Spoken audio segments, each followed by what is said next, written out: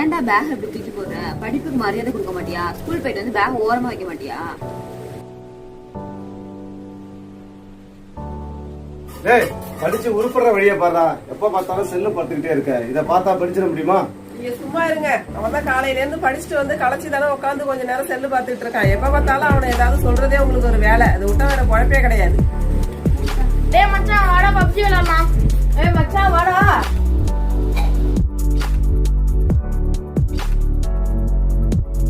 அப்பா அம்மா பேச்சு கேட்டு கஷ்டப்பட வேண்டிய தேவையில்லை.